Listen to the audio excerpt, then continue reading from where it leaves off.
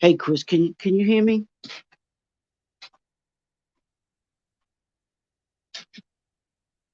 Okay, all right, because I'm gonna have to. Well, I'm actually using two. I'm using my phone and I'm using my laptop. I'm using my phone for the audio, and then I'm trying to use my computer for the presentation. If I can't, then I am just going to. I'm just gonna have to go with this. I don't like not being on camera. I'm hoping it will show up so I can share my screen because that's what I really want to be able to do. So right, exactly. Yeah, I know it. I have it on. Actually, I have the camera off right now. So yeah, so I know that. Yeah, I know I can't see me. I'm hoping that my that the laptop will come on as well, and then I will be able to share my screen through that. Um, so if I can, I'm trying to hold on for a second, so I can see if this is going to let me access it so that I can actually do the share my screen and presentation through my laptop. Thanks. So I'm going to start in a second. Hopefully it will come through. But for those that are here, thank you for coming in to this session. This is the session on 7 branding principles of a MVP church and business. I'm going to include that as well. So I'm hoping that it will come on and I can actually get started with the presentation because I am so excited about being able to do this presentation. And I don't want to do my presentation through my phone because I don't think that would look good. But I will see how it goes. And if not, like I said, I may try that. Let's see. Let's see what it looks like. See, there it is. Oh, wow. Okay. So what I'm going to do is, since you could see me, this is actually crazy. All right, so we're going to try it like this. I don't.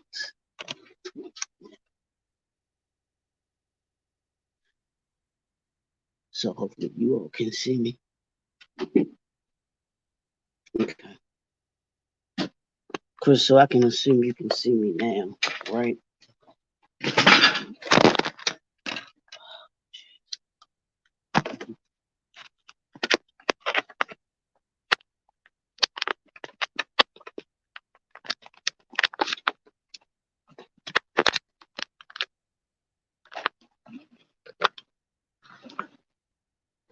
This is crazy. That's perfect.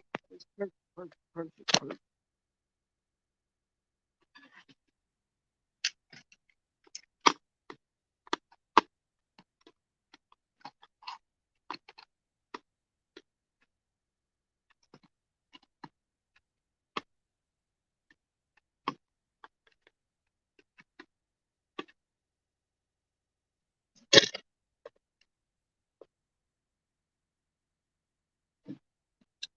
I'm going to try and situate myself and actually,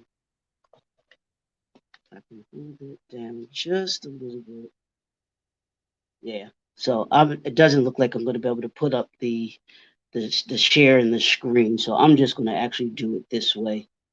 And I'm going to get started because I don't want to be late and I want to get started. So I want to thank everybody. Please excuse the the technical difficulties, as we all know, was what can happen when you are using technology. It's great when it works, but when it doesn't, it can be it can be consuming. So I want to thank everybody for being here. My name is Leroy Mckenzie Jr. and welcome to the seven branding principles of a MVP church and MVP business is what I say. So, and today what we're going to do, I'm just going to start off with an introduction, telling you just a little bit about who I am, what I do, and then our mission and purpose for the presentation and session this afternoon. First off, again, I am Leroy Mckenzie Jr., the impact builder. I'm an entrepreneur. I am a speaker, and then I am also a business consultant, which is where I work with individuals, organizations, in regards to either starting their business, growing their business in a branding and marketing perspective. That's what I do, just a little bit in a nutshell. My mission today is to actually bring to you. My assignment is in this session is to equip the attendees, which is you, with the tools that are needed in order for them to build, in order for you to build and grow your MVP church, MVP business, or organization. So that's my mission for today. And hopefully by the end of this session, that will be what you will have gotten enough information, knowledge to be able to know what it is that you need to do in order to be able to accomplish that. Purpose. Why are we here? Why am I here? Why are we doing this today? Well, the purpose of this session is to ensure that you are able to that you come away with from this event with knowledge, information, and a paramount feeling that your church or organization is operating at an MVP level. So we want to make sure that you're operating at such a level that you're able to stand out, because that's what MVPs do. Let's be real, that they stand out. So we want to make sure that you, as a as the church organization business, that you're able to stand out, whether it's in your particular community, whether it's in your particular industry that you're in, if you're an entrepreneur or business owner, and then as a church, standing out in your community, being able to assist the community and be able to do what they do.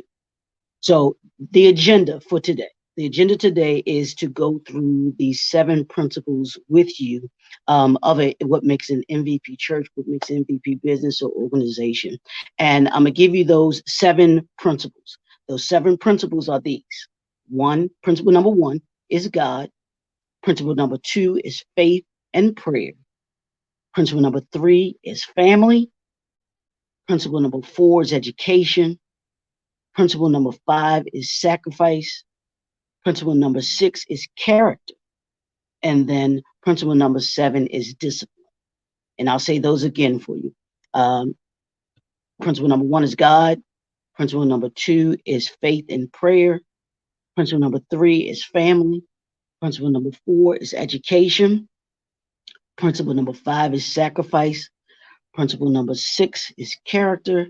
And then principle number seven is discipline. Those are the seven principles that we're going to address today. And hopefully I'll be able to get through all of them today. So I may move kind of fast, but at the same time, hopefully I won't, I'll be able to get through them and won't move too fast for you to be able to get through those. So when I talk about these principles, what are we talking about? We're talking about three things. And this is just an overview of what we're going to be dealing with today. Understanding what makes an MVP church or organization or business. To rethinking church from an MVP perspective. What does it take to have that MVP perspective and to be an MVP? And then ministry that impacts the MVP way.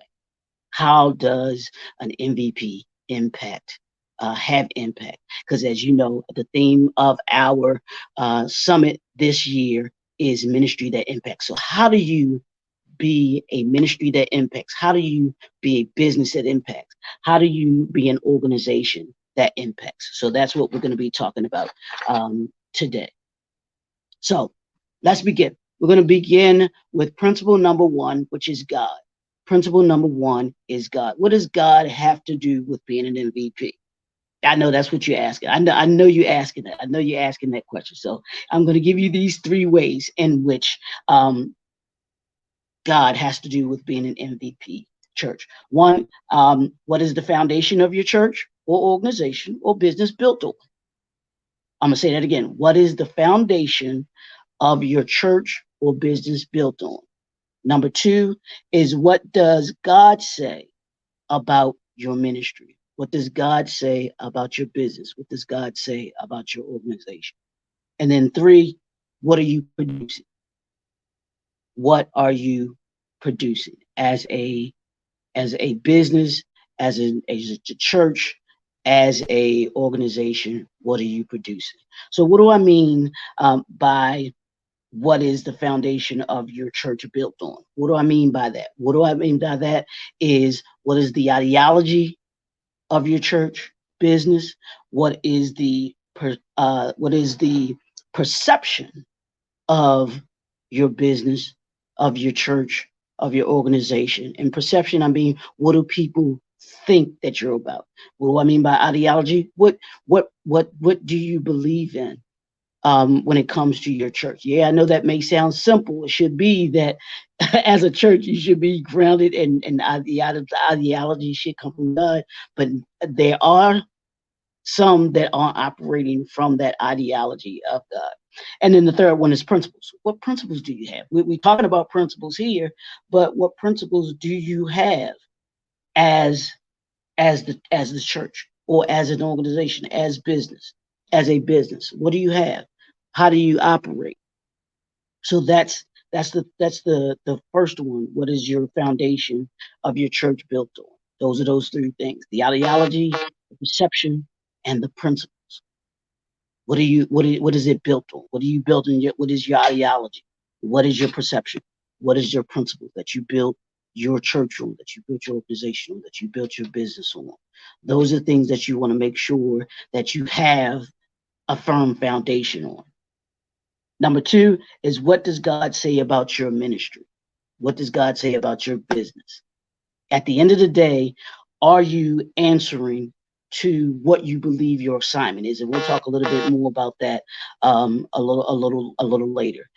Are you on assignment? Are you where you believe you should be operating as a church, as a business, as an organization? There are a lot of people that are just operating just to be operating. It's just something for me to do so that I can collect a check. Something for me to do just so that I can be popular. This is just something that I do just so that I can say that I'm doing something. So what does God say about your ministry?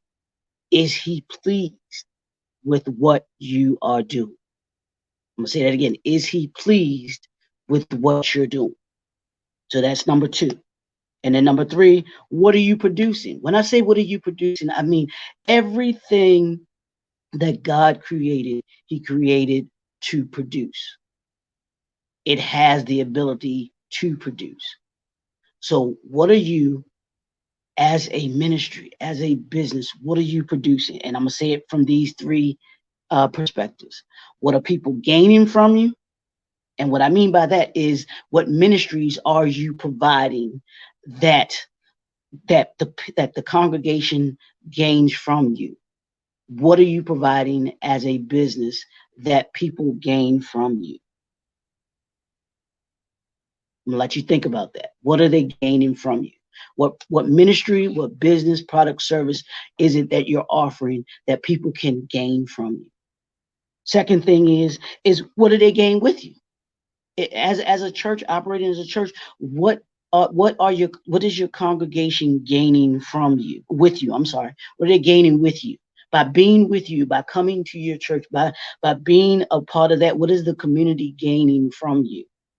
By you being in that particular community, by being a business in that community, what are they gaining from you?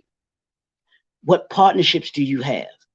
As a church, you should be partnering with the different aspects of your community, whether it's a business that's in the community, whether it's the educational system that's in your community, whether it's the families that are in your community.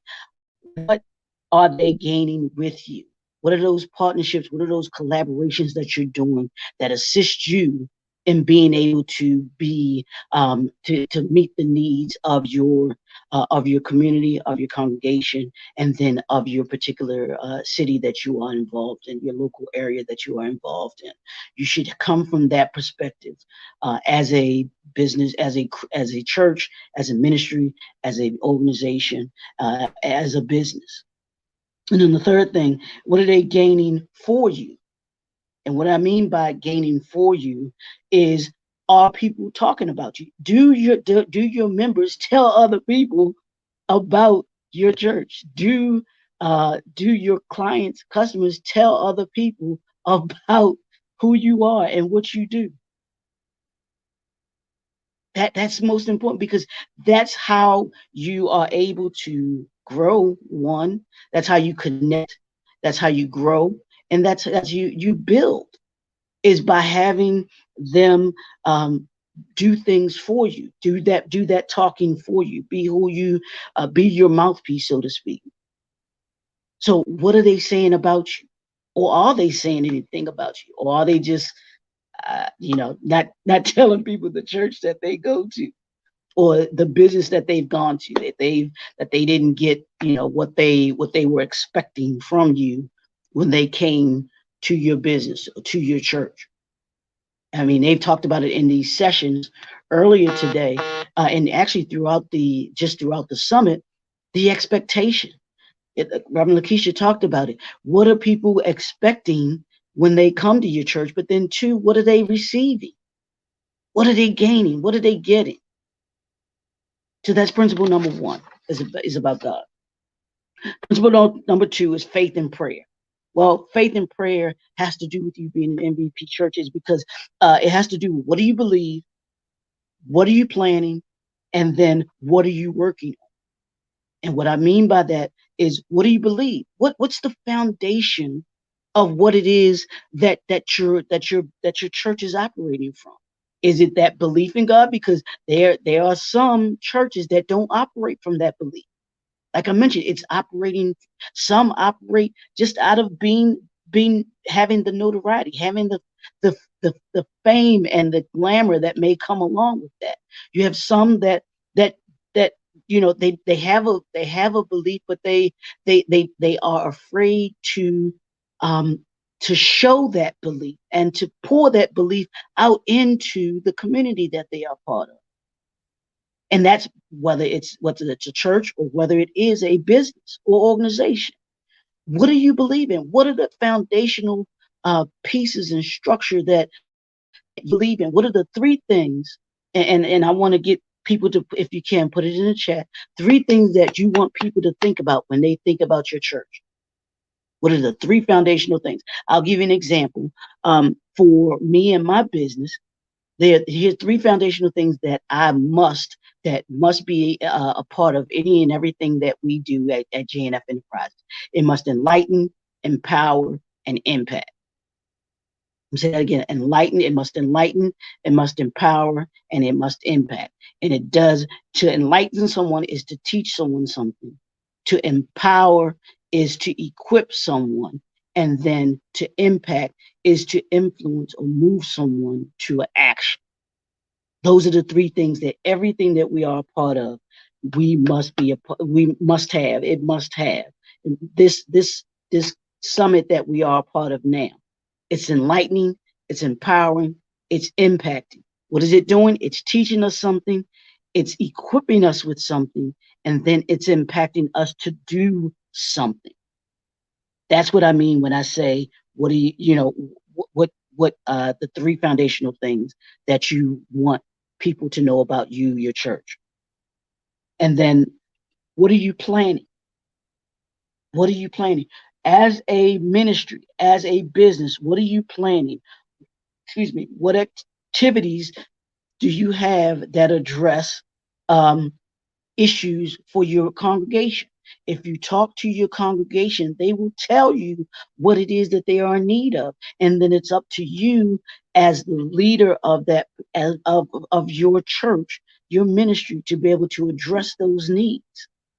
When we have a committed, when we have a commitment to impacting the needs of the community and our congregation, it makes not only the church stronger, but it makes the communities that you are a part of strong. So what are you planning? What do you have on your church calendar that is impactful, that is taking your congregation, that is taking your community to that next level? How are you addressing the needs of your congregation? How are you addressing the needs of the community? That will give you what you need as far as being able to be a ministry that impacts. Because if you're paying attention, if you're listening, and you're intuitive to what your congregation is saying, if you talk to them, if you listen to them, even if from a business perspective, if you talk to your clients, if you talk to your customers, they will tell you what it is that they need from you. And then from that, you're able to plan what it is, the things that you need to do in order to be able to meet that need, those needs. And when you do that, you're able to grow, you're able to connect, you're able to build, and you're able to grow. And then the third thing is, what are you working on? What are you working on? What are you working on right now?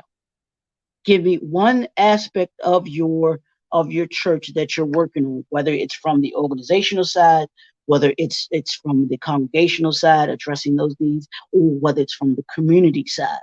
You should be working on something. You should be working on something. You should be addressing something. That's principle number 2.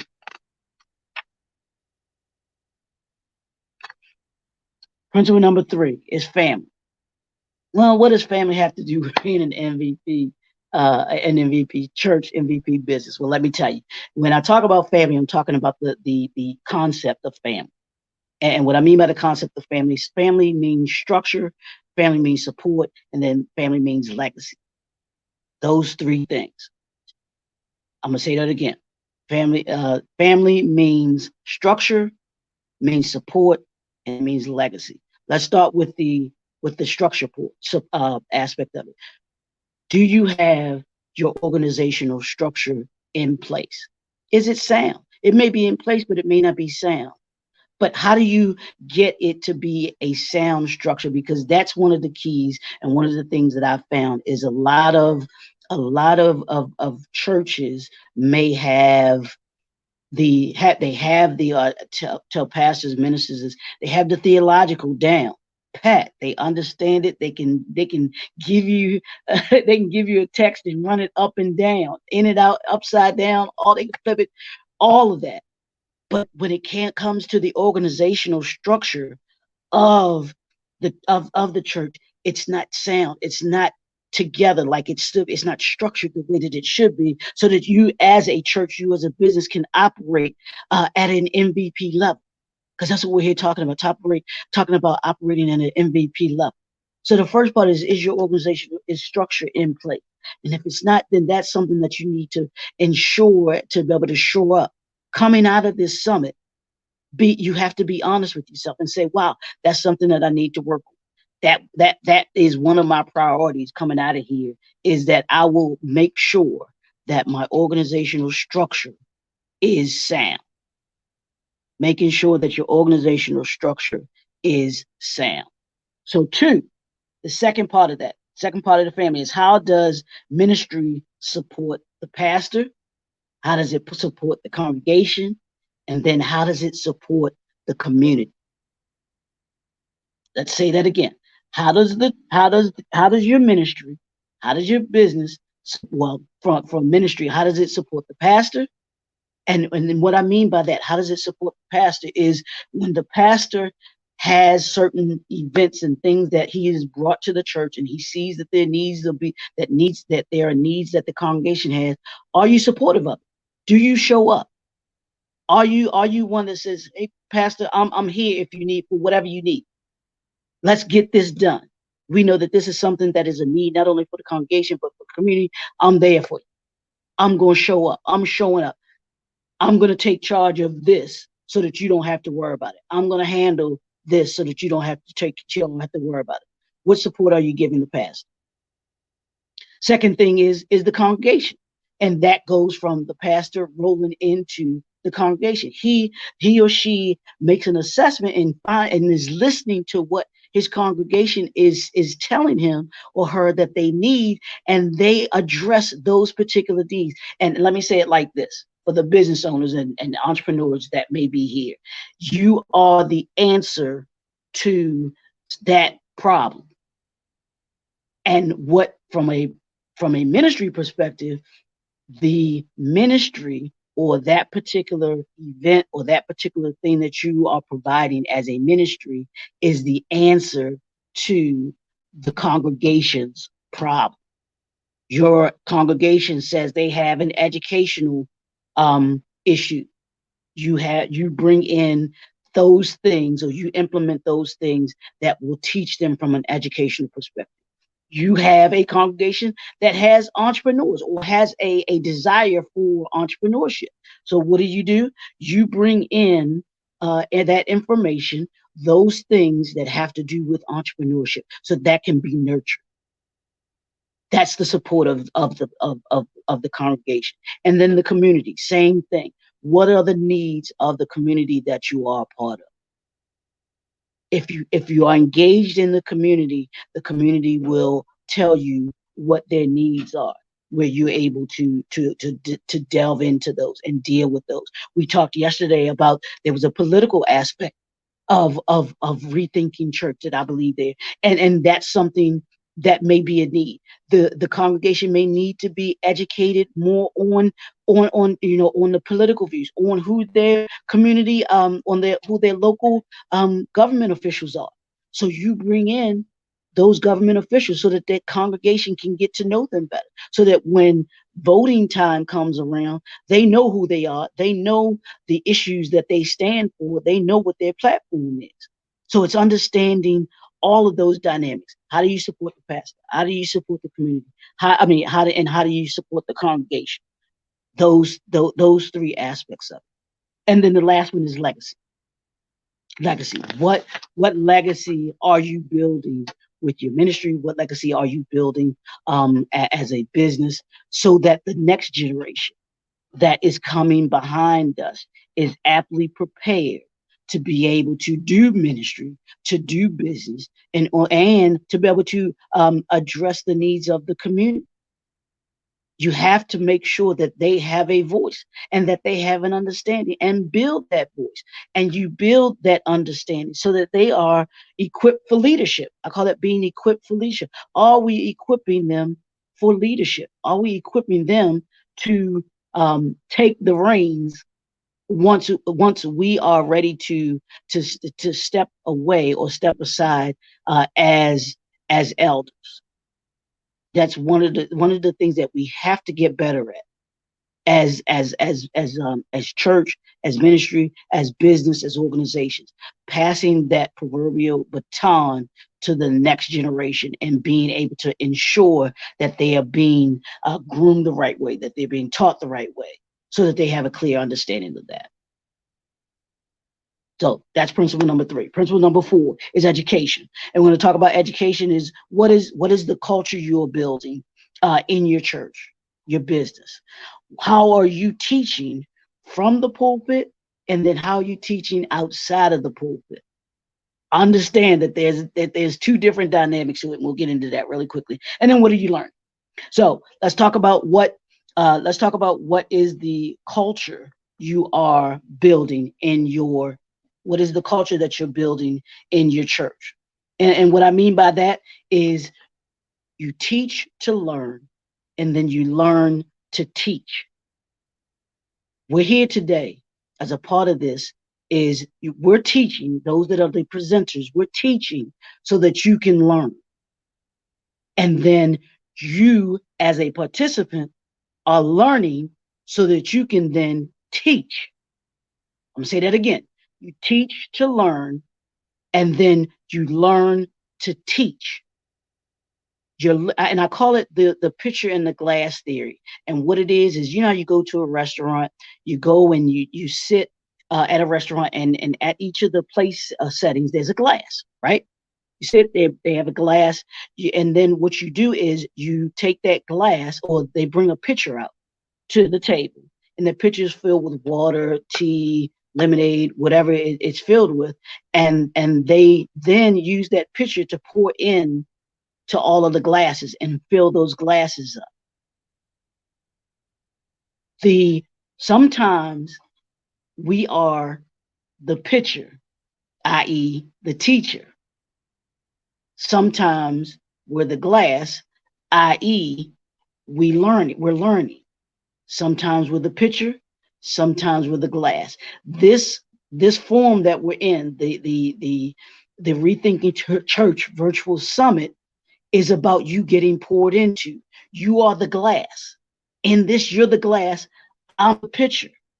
What do I do as the pitcher? Hopefully, I'm pouring into you so that you can then become the pitcher when you go back to your community, you go back to your church, you go back to your business, and you're able to pour in to those that that you lead.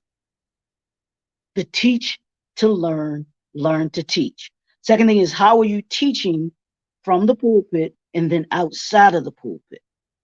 And what I mean by that, every Sunday, you may come behind that desk and you give a word.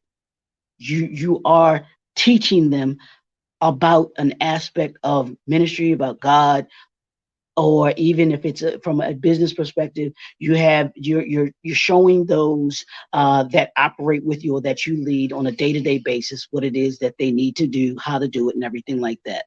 But ministry comes and business comes in many facets.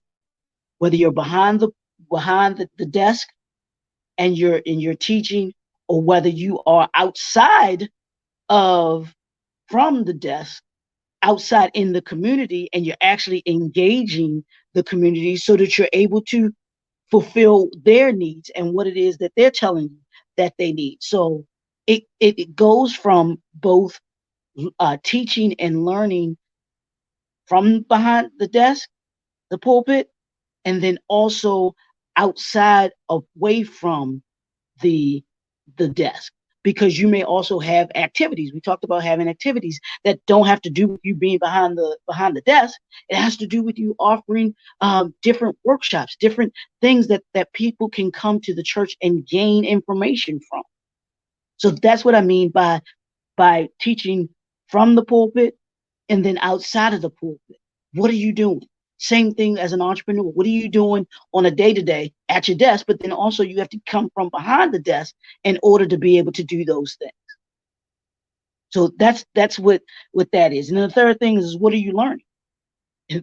I have an acronym for leader, and that's the LEADER. And the first letter of leader is L, and that stands for learning. Stands for learning, also stands for listening. But what are you learning?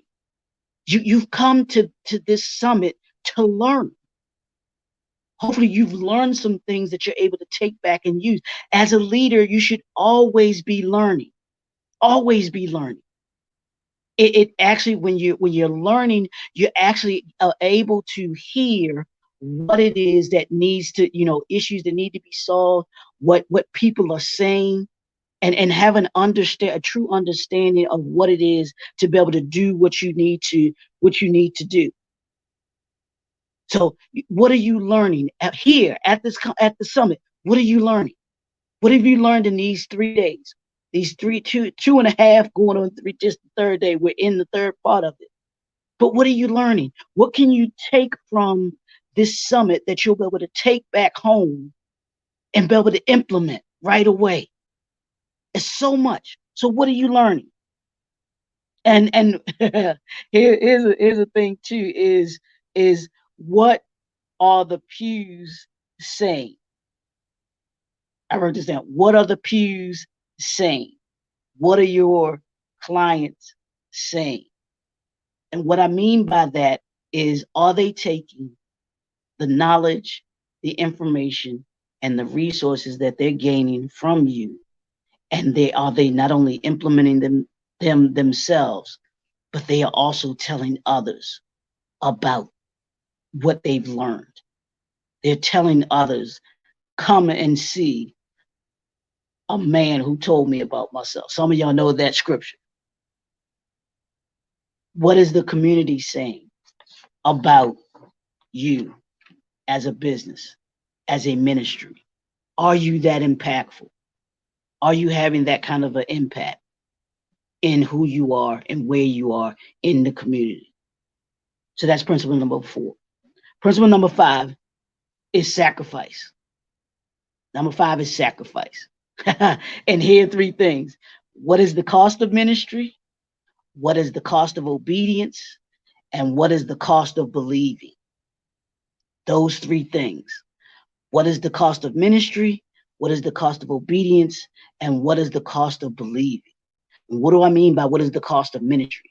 What are you willing to, as a ministry, to do that will assist you in being able to stand out from what everybody else is doing? Ministry, rethinking church is a result of the cost of ministry. Make no mistake about it. There's a cost to doing this. What Reverend LaKesha created here, what she created, this rethinking church virtual summit, cost her something.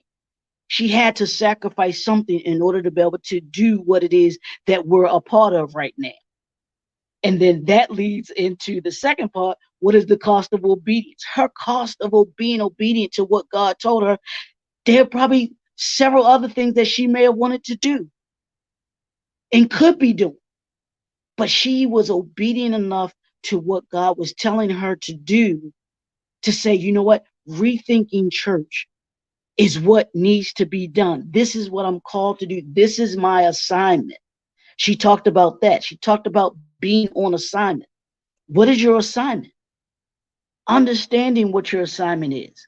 That's what being obedient is about. You have to have an understanding of what it is that you want to do, that you need to do, and that you have to do. And being obedient to that ministry, and being obedient to that calling is key to being an MVP church, being an MVP business, all of those things. And then the third thing is what is the cost of believing? There's a cost that all of us pay for being believers. You believed enough in rethinking church to attend this summit. You believed enough. Reverend LaKesha believed enough in rethinking church to launch it, and believing and understanding that when she would launch it and she would put it out there, that there would be people that believed enough in the vision that she had that would assist her in being able to bring the vision to reality. But then also those of you who believed in what rethinking church would do for you, and saying, I believe in what it is that I'm going to gain from coming to this summit. Those are the great things about that. That's principle number 5.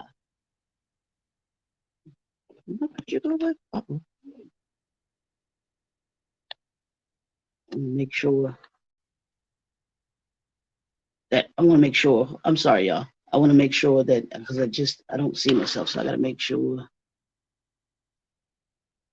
that I come back on. My screen went away.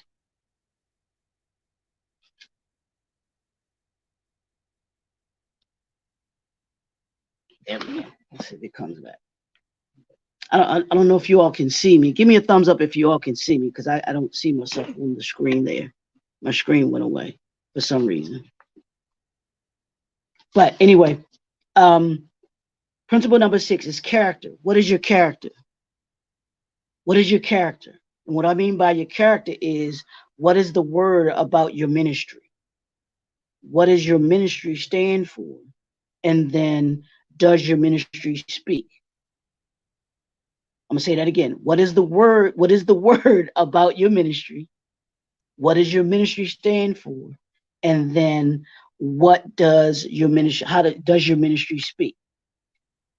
What is the word about your ministry? Is what are people saying about you? What is your community saying about your ministry? What is your community saying? Are you having an impact in a 5-mile radius of where you are? What is the word about your ministry? What are the 3 things that you would want people to say about you, your business, your ministry, when it comes to the impact that you have? What are those 3 foundational things? What does your ministry stand for? Do you have principles? Do you have something that you stand for that people can readily say that they know your particular ministry, your particular business is readily known for? Have you created that? Are you creating that? And then, does your ministry speak? And I love this. And what I mean by that is yesterday, for those that attended and heard the keynote by Pastor Otis Moss III, it was just phenomenal. He talked about his church and 3 things that his church actually it must, in order for his church to kind of get involved with it, or everything that any project that they take on, it has to involve these 3 things. It must be Black, it must be green, and it must how does it deal with mass incarceration? Those are the 3 things that he talked about. That's how his ministry speaks. That's how it speaks. How do you as a ministry speak? How do you speak to God as a ministry? How do you speak to your congregation? And then, how do you speak to your community? Those 3 things. Those are so impactful. How do you have an impact that way? How do you impact God? How does your business impact God? Second, how does your ministry impact your congregation? And then, how does your ministry impact the community that you are part of? It must address those 3 things. So that's principle number 6. Last principle, y'all. Principle number 7 is discipline. And then I'll take some questions if y'all have any questions, okay? Principle number 7 is discipline. I know. I'm going to say it again. Discipline. I know it's a tough word for us to accept, and we work at it, but we have to work at it, and we work at it in these ways. What are your daily ministry habits? What is your house in order? We talked a little bit about having the structure, and then practice what you preach. Let me say that again. What are your daily ministry habits? Is your house in order? And then practice what you preach. What do I mean by what are your daily ministry habits? And what I mean by that is, what are you doing on a daily basis to get better? What are you doing on a daily basis to be better? And then the third thing is, what are you doing on a daily basis to do better? And that should be the premise that you come from. Get better, be better, do better. What are we doing consistently? Because discipline is about consistency. What are you doing daily to get better? What are you doing daily to be better? And then, what are you doing daily to do better? That's the first aspect of discipline. Second is your house in order? Is your house in order? and when your house is in order, what that does is it creates sustainability. And that's, as a business, as a church, you should be wanting to create sustainability. That's the legacy part of it that we talked about. That's having structure. That's having training. That's having empowering the individuals that may work for you as a in voluntary status, or those that may be on work for the church itself. But that's having structure, training, and empowerment. That's what gives you sustainability. Those are three things that will give you sustainability, and having the discipline to do those things. Having the discipline of structure, having the discipline of training, having the discipline of empowerment. Making sure that you're doing the things that you need to do in order to be able to create that. And then the third thing, practice what you preach. I think that says a whole lot right there. Practice what you preach. And what do I mean by that? Do what you say you will do. Be who you say that you are, and then deliver what you say you're going to deliver. If that means that you as a ministry say that you're going to provide the congregation with these particular things, then do that. Then be that. If you are going to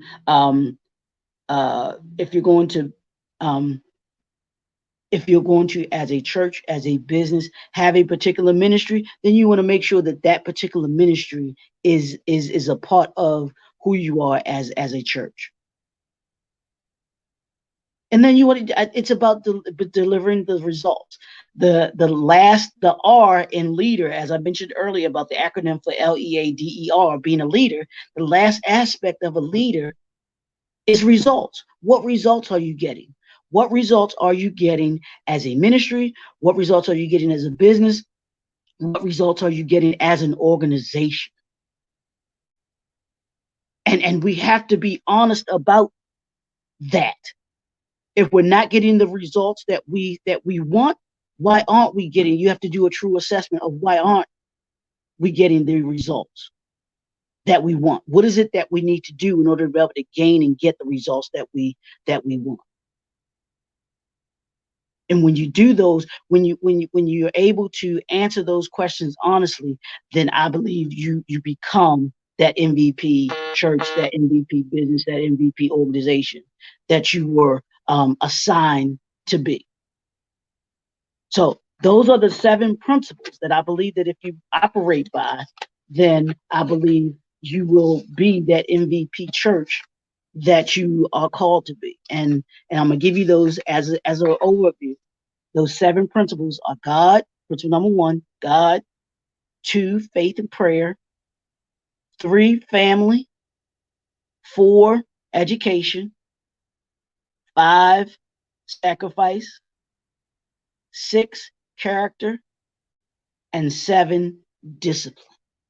Those are the 7 principles of branding and having an MVP church, operating at an MVP level church. Now, I had my presentation, and if you would like the presentation, then I will certainly make that available. But I wasn't able to put it up on the screen here. But I do have the presentation for anyone. You can connect with me, and I'll put this in the chat here. At my website is www.jnfenterprises.com. And that's J, the letter J, the letter N, the letter F. And just to let those that are attending here, JNF stands for Jesus Never Fails. JNFenterprises.com. You can email us, jnfenterprises@gmail.com.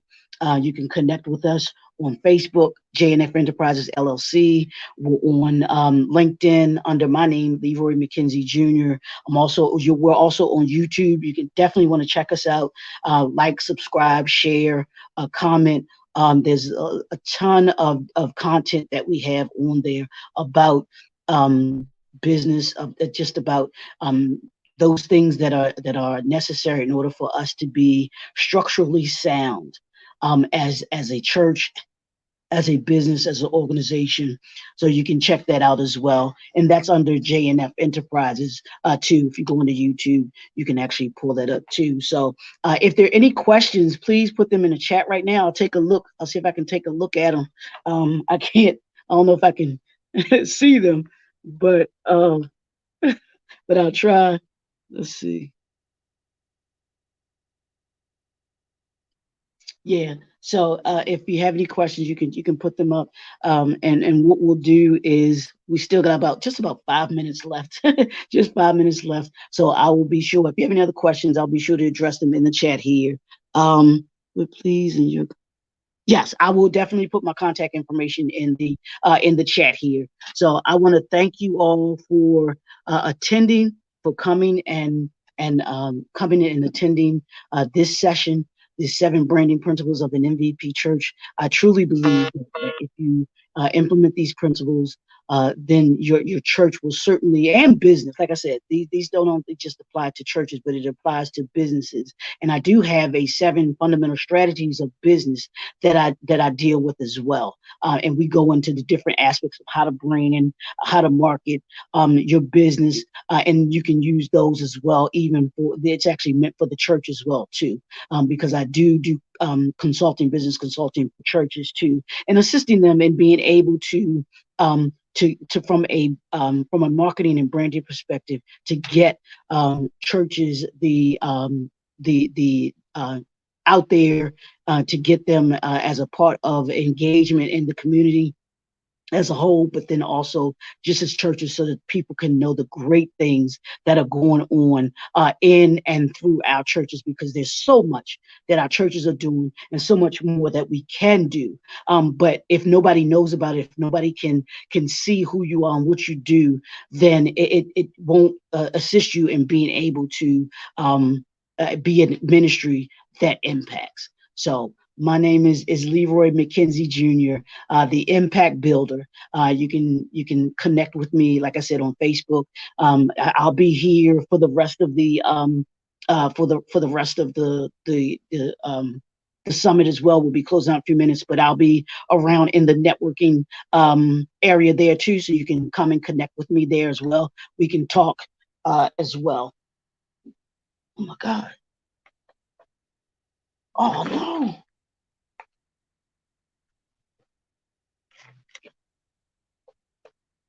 Oh, okay. Let's see. All right. So I believe I didn't lose my audio, but if you want to, I will check the chat out and I will leave my information in there. But I want to thank you all for tuning in.